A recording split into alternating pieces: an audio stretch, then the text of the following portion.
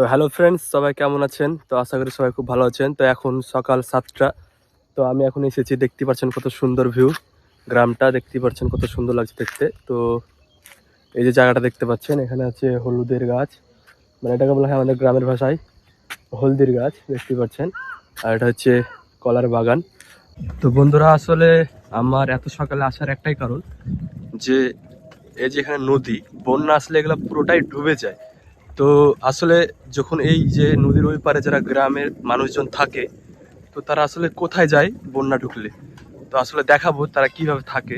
তো বন্ধুরা, সাইকেল সকালবেলায় চালানোর যে মজা বলে বোঝাতে পারবো না, এক কথায় অসাধারণ লাগছে চালাতে। তো দেখতে পাচ্ছেন কত সুন্দর জায়গা, আমাকে তো দারুণ লাগে। আমরা এমনিতে সব বন্ধু মিলে একসাথে দৌড়তাম ম্যারাথন রেস করার জন্য, শেখার জন্য। তো এখানে অনেকটাই দৌড়েছি, অবশ্য প্র্যাকটিসের কাজও আছে। প্র্যাকটিস করার পর যখন দৌড়তাম অনেক ভালো রেস করতে পারতাম, আর আমি ফার্স্টও হয়েছিলাম। একবার সেকেন্ড হয়েছিলাম, একবার ফার্স্ট হয়েছিলাম। যখন ক্লাস 11-এ পড়ি তখন আমি হয়েছিলাম সেকেন্ড। আর যখন 12-এ উঠি, তারপর যখন দৌড়েছিলাম ম্যারাথন রেসে, তখন হয়েছিলাম আমি ফার্স্ট।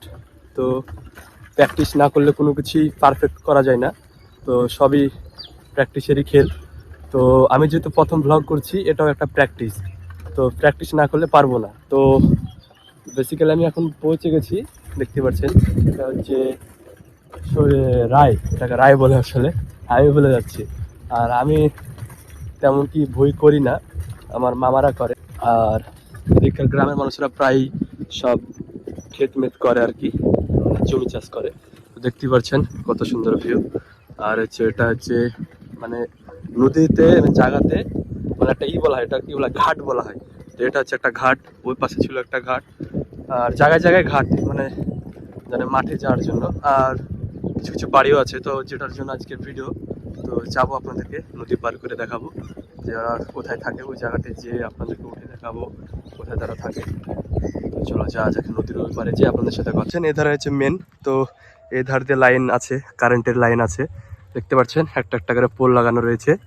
তো আসলে কথা, তো বন্ধুরা নদীর পার থেকে চলে আসার পর দেখুন ভিউটা কি সুন্দর, অসাধারণ ভিউ।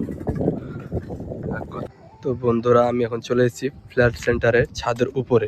তো আসলে নিচে মানুষজন রয়েছে, তো আমি লজ্জাতে কথা বলতে পারছি না, তো সেই কারণে আমি চলে এসেছি ছাদের উপরে। তো আপনাদেরকে নিচের বর্ণনাটা একটু দিয়ে দিই। নিচে রয়েছে পুরো ফাঁকা, যখন এইসব জায়গাতে যখন জলে ভরে যায় তখন মানুষজন আর কি এসে আর কি আশ্রয় নেয়। তো আর বাড়ি আপনাদেরকে দেখায় জুম করে, এই যে বাড়ি রয়েছে, আর আপনাদেরকে ভিউটা দেখিয়ে দিয়ে চলে যাচ্ছে। তো আর বাড়ি রয়েছে এইসব আশেপাশে, যে বাড়িগুলো রয়েছে এখানে এসে আশ্রয় নেয়। আর বেশি বাড়ি রয়েছে এই যে জায়গায়, যেগুলো দেখতে পাচ্ছেন গাছ রয়েছে, তার নিচে রয়েছে প্রচুর বাড়ি।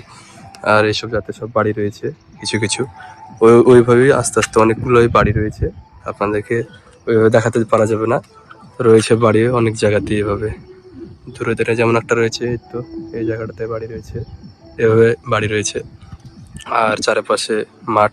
আর এগুলাতে যখন বন্যা ঢোকে তখন এগুলাতে পুরোটাই পানি জমে যায়। আর খালি চোখে দেখতে এখন অসাধারণ লাগছে দেখতে, পুরো ফাঁকা। আর পাশে গান বাজছে, সাউন্ড কোয়ালিটি খারাপ হতে পারে। তো এই ছিল আজকের ভিডিও, দেখা হবে আবার কোনো নেক্সট ভিডিওতে। Thank you so much.